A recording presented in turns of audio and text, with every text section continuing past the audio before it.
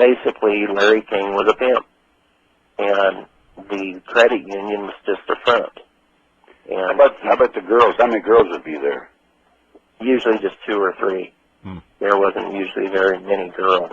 So in other words, if they preferred girls, they were still available. But oh yeah, yeah. Well, your girls were available. Yep. So. And they were all pretty young. Oh yeah. I was probably one of the oldest ones around, and I was in my mid-20s. Wow. How old were these boys and girls?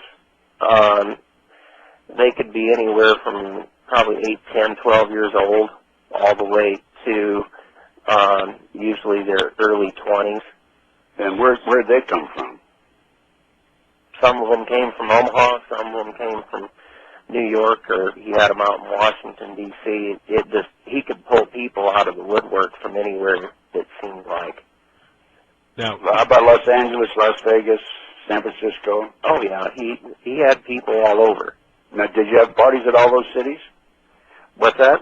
Did you have parties at all those cities? I didn't go to the parties personally at all those cities, but I know that they did have parties at different places. Now, Rusty, with your knowledge of what has happened and what was going on in retrospect, do you think these kids all were kids that had been abducted and then went through this mind control program and mind training program? Not all of them. You know, a lot of them, they were street kids. Yeah. And he had a way of finding people who would not be missed. And they would basically, he'd find somebody out on the street, and he'd bring them in and feed them, clothe them, give them a real nice, glamorous life. Yeah. And next thing you know, it's payback time. And that's what he would do. So he was a con artist. Oh, yeah. Big time. Yeah. To go on with it, huh? Yeah, he didn't live in the ghetto for nothing. Yeah. Did you take pictures of these sex acts? I shot pictures from the hip. You know, I didn't actually sit there and focus and take pictures of the things. That's what they wanted me to do, but I did not want to get into that. And so you were taking pictures from the hip to protect yourself? Oh, yeah. Yeah, that's what I was doing. And in federal court, they did have a guy that was taking the pictures, and I'd seen him on about 3 different occasions. And one day, we were out in Washington, D.C., Larry King had Nancy Reagan's hairdresser come and cut color and perm my hair. And anyway, he got all these new clothes, and he would say, you wear this, this, this, or that, and you be at this place at a certain time with your camera. And I'd be there and dressed like that, and then he'd have me go somewhere else, and it was change clothes on the way and wear this. And what they were doing is putting me out in front of all the people and basically showing me off as the photographer. And they were showing me off, and in the process, what they were doing was having this other photographer shooting the sex parties and the little kids and snuff films and stuff like that. Snuff films? Yeah. Yeah, that's where they actually go out and kill somebody on film. Yeah. Right. That's one of the things that Larry really wanted me to get into, and I wanted no part of that whatsoever. How did you resist that, Rusty?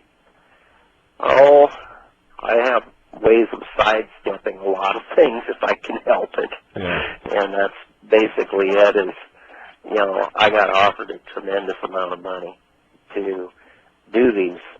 And, you know, it was, I turned them down because I didn't want to get into legal problems. And the amount of money wouldn't be worth it for what the results would be, and the fact of just having to live with the fact that you've done this. Plus, I've been around Rusty quite a bit for long periods of time, and he's a man really cares and has compassion, and this just wasn't his bag. I mean, he commanded with morals. Rusty, how often was Larry King making these snuff films and even the pedophilia parties? How often were these going on? Oh, the parties were a couple times a week, a lot of times. My gosh. You know, it was a weekly event, basically. Yeah. And what about these snuff films? Did he do those indoors or outdoors?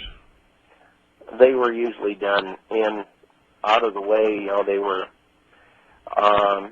places that, like an old farmhouse or something like that, where they would sacrifice somebody.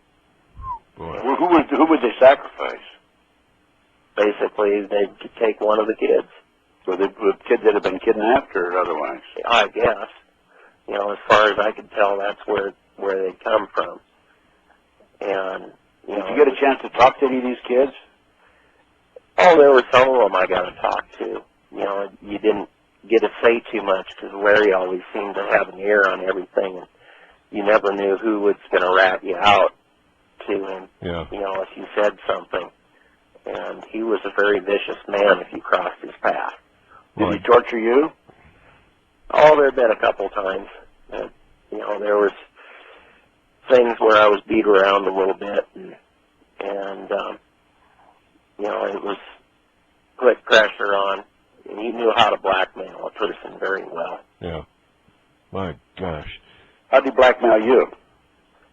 Well, basically, he said, you know, you've been around this, we'll take and tell your folks that you're gay, this and that. The next thing, you know, we know where you live, and your family, they're not safe. That's where we're at. You know, basically, he would make you to where you were very uncomfortable if you didn't do what he wanted you to do.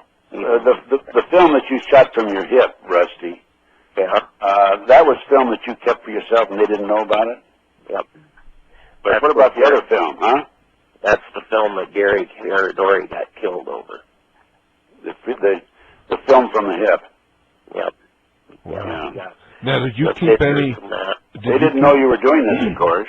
No. Larry, he'd have the film for me, and if he gave me 5 rolls of film, he expected 5 rolls of film back at the end of the day. Yeah. And, you know, if it was anything that might be damaging to somebody or that, he made sure that he had the film. Right. And I was basically sneaking in an extra roll of film. And so instead of 5 rolls of film, you had 6 and 7 rolls of film. Yeah. Yeah. Well, you know how I carry film around. Yeah, I've seen you operate. Yeah. But Rusty, how about this? The other fellow, the other photographer, who did take the incriminating pictures and also the snuff films. Okay. Getting back to where I was saying about federal court, this came up in federal court. What was it? February 5th of '99, in Judge Warren Erbaum's courtroom. In the Paul Benassi versus Larry King trial. Right. He took and came up with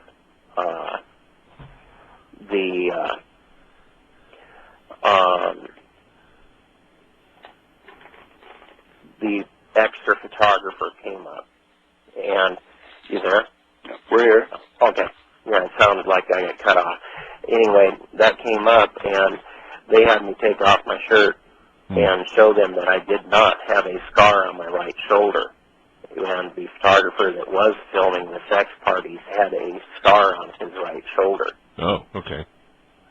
So. What happened to him, Rusty? What's that? What happened to this other photographer?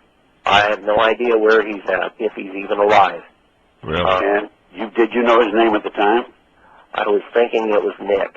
I can't remember exactly what it was. I don't have any of my papers to go back through and look. Yeah.